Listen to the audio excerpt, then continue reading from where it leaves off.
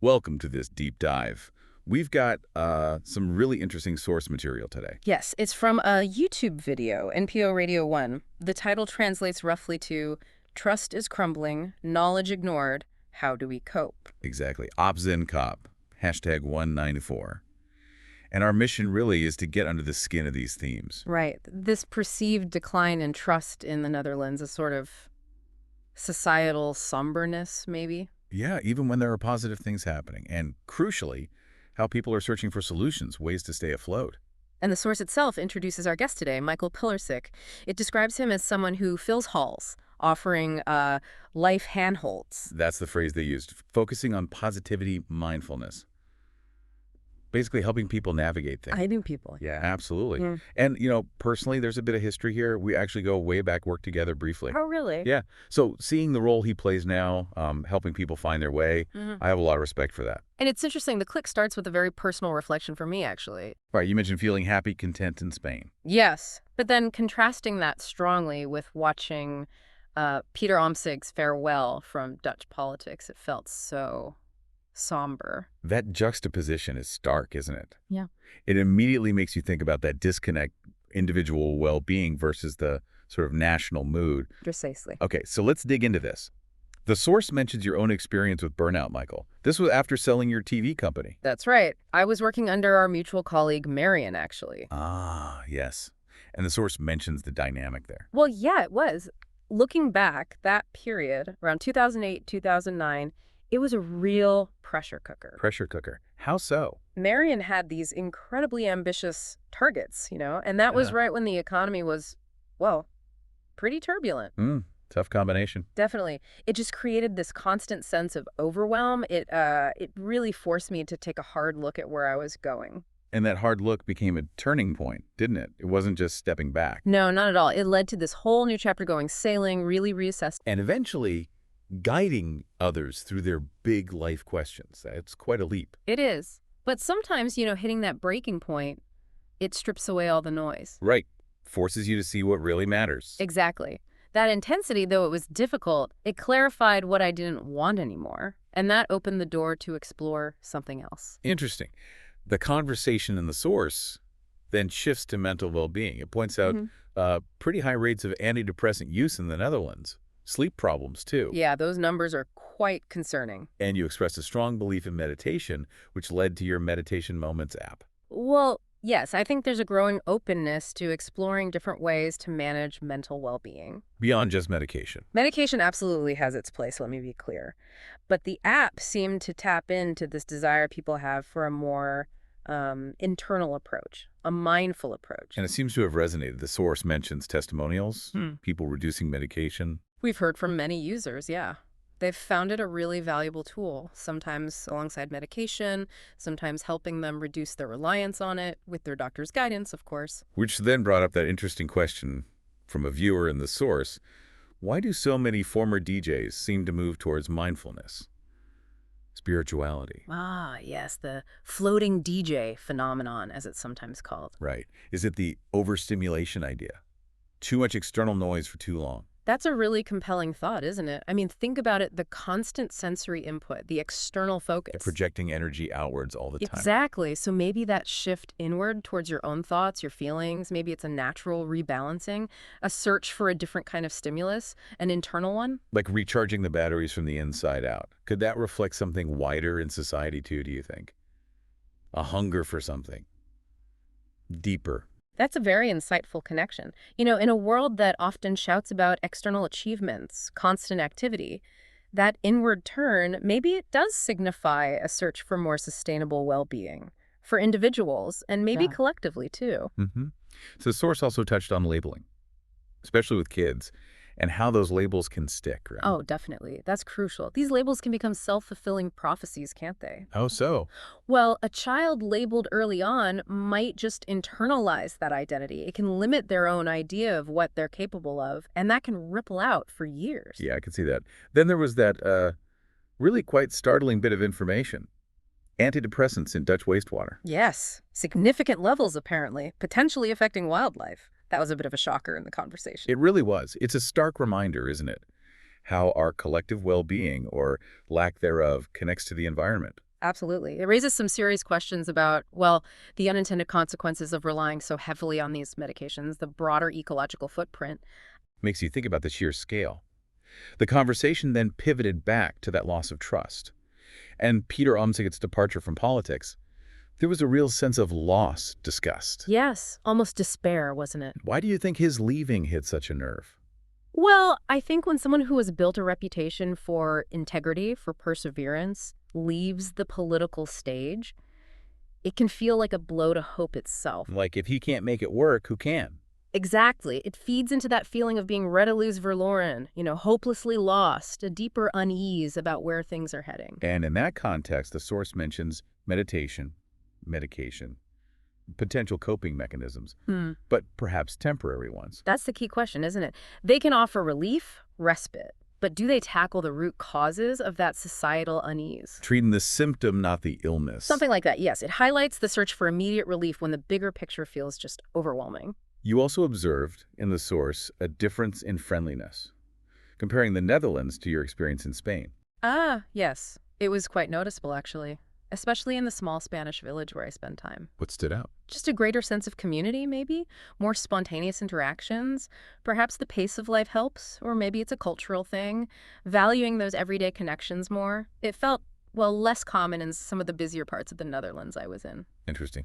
Though, I have to say, my own experience, like at my events, people attend because they want to move forward. Despite any negativity out there, they seem quite positive, actually. And that's a vital point. While there might be these broad trends, these pockets of positive engagement, this desire for connection and growth, they definitely exist. So it's not all doom and gloom on the ground. Exactly. It shows why you need to look beyond just the headlines, See what's happening locally. Yeah. The conversation in the source did then turn to the role of media, though, Oh. and politics, in maybe fueling some of that negativity. We both shared some frustrating experiences there, didn't we? With media portrayals, clickbait. Definitely. What's the danger of that constant negative stream, do you think? Well, what's concerning is how it can shape our whole perception of reality, right? It can amplify anxieties, erode trust even further. And the source criticized the lack of in-depth journalism, too, just rewriting press releases sometimes. Which points to a potential superficiality in how really complex issues get presented to the public. And it mentioned public apathy, too. Lack of engagement with big, important issues like pensions. Yeah. Why do you think that happens? Well, maybe it's just information overload. If you're constantly bombarded with emotionally charged news, it's hard to focus on the long-term stuff. Even if it's fundamentally important, yeah. Could be a kind of fatigue leading to apathy. So, okay, the conversation started shifting towards solutions. You emphasized in the source individual well-being, inner work. Why start there? Because basically, how can we tackle these bigger societal issues effectively if we ourselves are feeling overwhelmed, disconnected, running on empty? Right. You need a solid foundation first. Exactly. Cultivating inner peace, some clarity, it gives you a stronger base to engage with the world constructively. And the source mentioned listening. Listening without immediate judgment. And this idea of liefdevol bewust, loving awareness. Yes, can you unpack that a bit? What does loving awareness mean in practice? Well, think of it as trying to approach situations and people with empathy, trying to understand their perspective before imposing your own judgment. So fostering connection rather than division. That's the core of it, yes. Then the discussion moved to something potentially quite controversial. A victimhood mentality in Dutch society. Yeah. A lack of personal responsibility. That was a strong statement in the source, yeah. What's the observation behind that? Well, it's interesting to look at how systems, politics, healthcare maybe can sometimes, perhaps inadvertently, create a dynamic where people feel less empowered. Less able to take proactive steps themselves. Right. There can be a tendency to look outwards for solutions, always pointing the finger, rather than looking inwards at what you can do. But the source also mentioned crisis moments. How they can sometimes bring people together. Yes, shared adversity can forge bonds, can't it? So what kind of crisis might shift the current dynamic? Or is that too bleak a question? It's a challenging question. History shows shared challenges can unite people. Maybe it's not a specific type of adversity, but more a collective wake-up call. A recognition of a shared goal or a common threat that sort of compels cooperation. When the question came up in the video, is real change possible in the Netherlands? You sounded, well, less optimistic about the country in its current form. What underlies that feeling? It stems from a sense that some of these trends, the eroding trust, the polarization, focus on negativity, they feel quite deeply entrenched now. Hard to see what reverses them. Exactly. It's unclear what the catalyst for a really significant positive shift might be right now. I then mentioned my own local experience, in Scheveningen. It often feels much more positive than the national narrative suggests. And that highlights a crucial point, doesn't it? Which is, That the negativity dominating the media or politics often doesn't fully capture the everyday reality, the positive interactions happening locally. so we might be focusing too much on the screen. Perhaps over-indexing on the screen-based version of reality and underestimating the good stuff happening right in front of us in our communities. I also admitted, I struggle myself to find balance amidst all this. It can feel heavy. What's your advice for navigating that?